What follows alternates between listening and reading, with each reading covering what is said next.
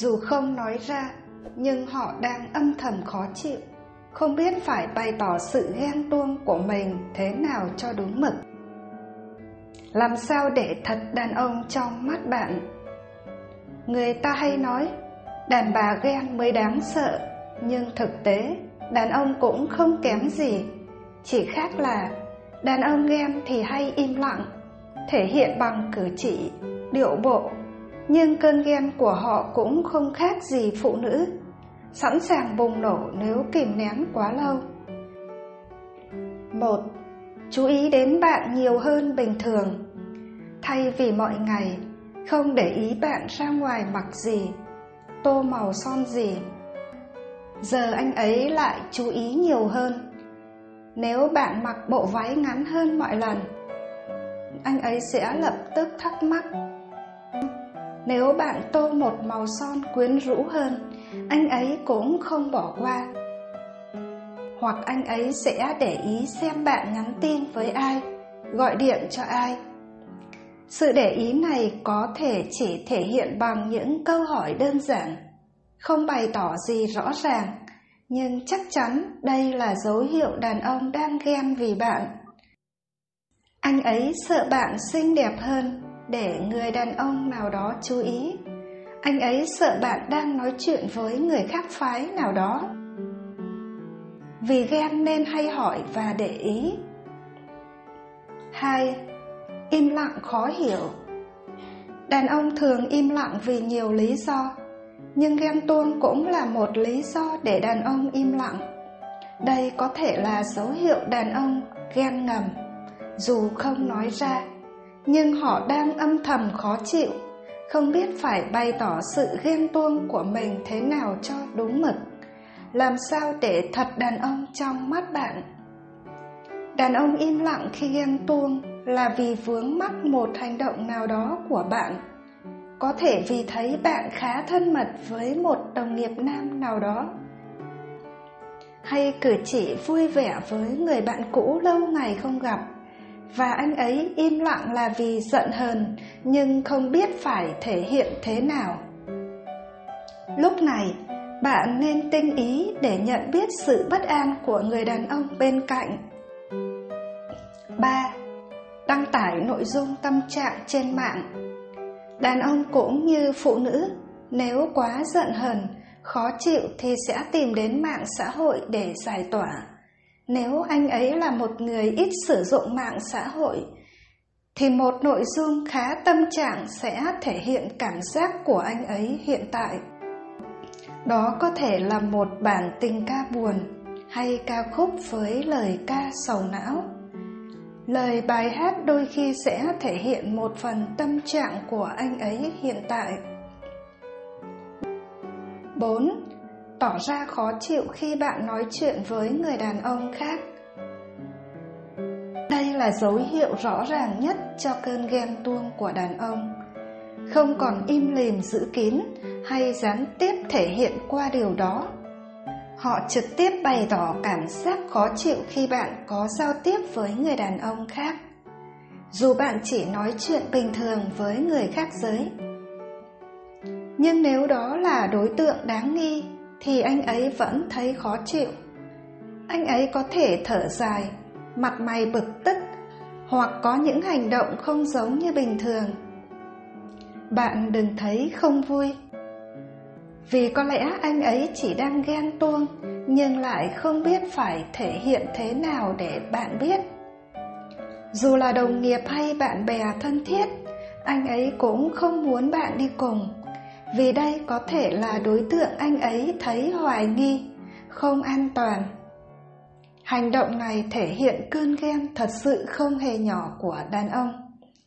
Anh ấy đã dùng hành động dứt khoát để thể hiện sự ghen tuông của mình. 5.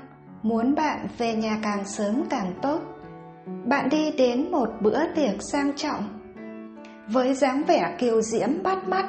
Người đàn ông yêu bạn đương nhiên biết điều đó và âm thầm ghen với những người đàn ông bạn gặp qua.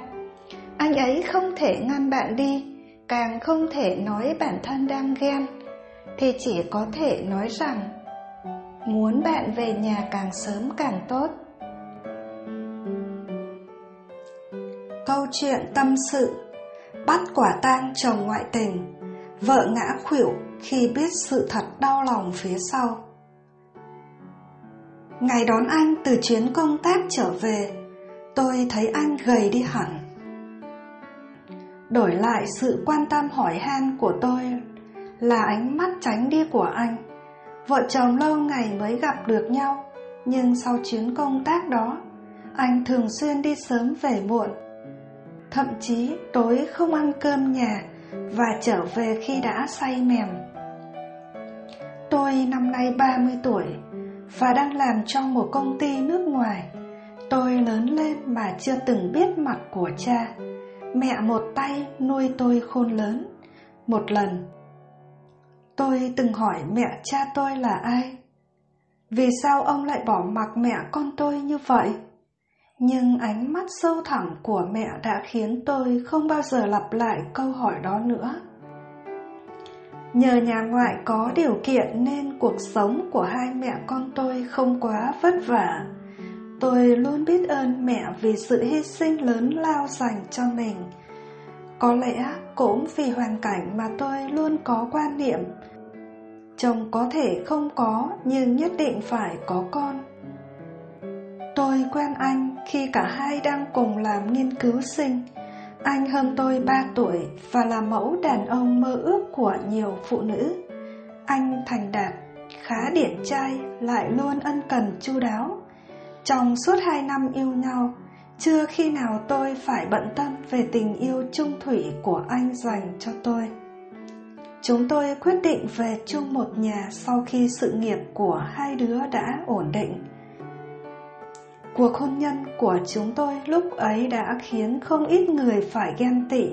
Nhà cửa, kinh tế không phải lo, vì đã có bố mẹ hai bên giúp đỡ.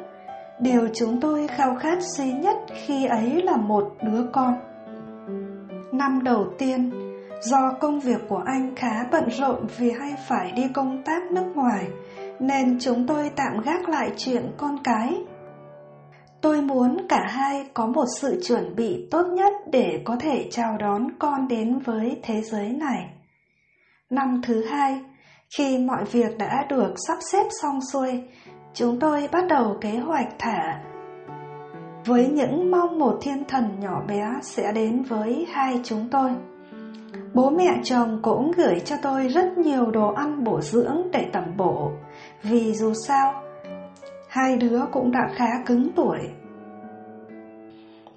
Thế nhưng 6 tháng rồi, 1 năm trôi qua, chúng tôi vẫn chưa có tin vui. Tôi biết bố mẹ hai bên đều lo lắng, vì bây giờ bệnh vô sinh ngày càng phổ biến.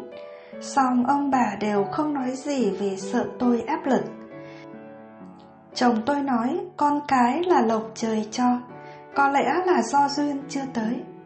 Công việc khá bận rộn, vả lại tôi cũng sợ chồng ngại nên hai đứa không đưa nhau đi khám. Một thời gian sau thì chồng tôi nhận quyết định phải đi công tác nước ngoài 6 tháng. Kế hoạch sinh con vì thế cũng phải hoãn lại. Chuyện chồng đi công tác tôi cũng không còn lạ lẫm gì. Song bỗng dưng 2 tháng, tôi cảm giác anh có gì đó rất lạ. Trước đây chúng tôi vẫn thường nhắn tin gọi điện cho nhau hàng ngày, song giờ đây anh khá lạnh nhạt với tôi. Tôi hỏi anh, chỉ nói do anh bận. Thầm nghĩ chắc do công việc áp lực nên tôi cũng không suy nghĩ gì thêm. Ngày đón anh từ chuyến công tác trở về, tôi thấy anh gầy đi hẳn. Nhưng đổi lại, sự quan tâm hỏi han của tôi là ánh mắt tránh đi của anh. Vợ chồng lâu ngày mới được gặp nhau, nhưng sau chuyến công tác đó, anh thường xuyên đi sớm về muộn, thậm chí tối không ăn cơm ở nhà và trở về khi đã say mềm. Tôi biết giữa hai chúng tôi đang có một vấn đề gì đó xen vào. Mỗi lần khi anh đi tắm, tôi thấy chiếc điện thoại của anh để quên trên bàn. Từ ngày quen nhau, chúng tôi luôn tôn trọng sự riêng tư của đối phương.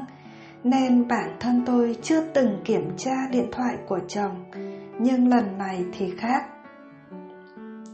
Tôi muốn biết có điều gì anh đang giấu tôi, và những gì tôi đọc được trong phần tin nhắn sau đó đã khiến tôi vô cùng sốc. Chồng tôi đang ngoại tình. Trả lại chiếc điện thoại về chỗ cũ, trong lòng tôi như có hàng trăm vết cứa. Người chồng đầu ấp tay gối từng yêu thương tôi hết mực, giờ lại có thể gian díu cùng người đàn bà khác sao? Cô ta là ai? Và vì sao vợ chồng tôi lại đến nông nỗi này?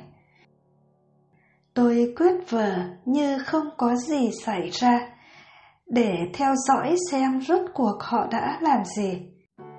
Không ngờ, ngay lần đầu tiên bắt taxi đi theo dõi, tôi đã gặp được cảnh chồng đang tình tứ với ả nhân tình bé nhỏ ngay trong một quán cà phê. Tối hôm đó, tôi đã nói chuyện thẳng với chồng. Tôi không muốn chịu thêm cảnh hai người sống với nhau như người dưng trong một căn nhà nữa. Tôi đã nghĩ anh sẽ quỳ xuống mà xin lỗi tôi, mong một cơ hội làm lại, thế nhưng không. Anh chỉ cúi mặt nói lời xin lỗi và đề nghị được ly hôn. Cả đêm đó, anh đi đâu tôi cũng không biết.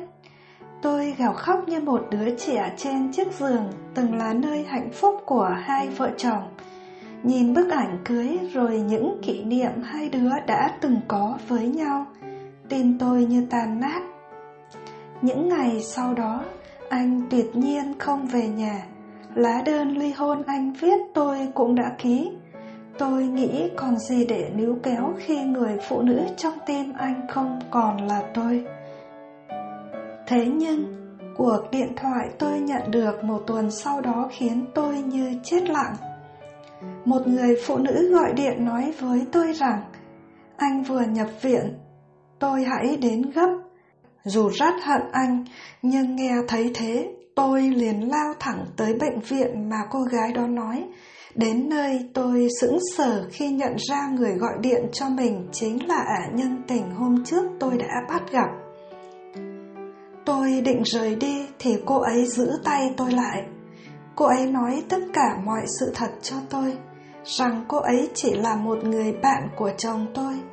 Tất cả vở kịch ngoại tình kia chỉ là do anh dựng lên khi biết tin mình bị ung thư.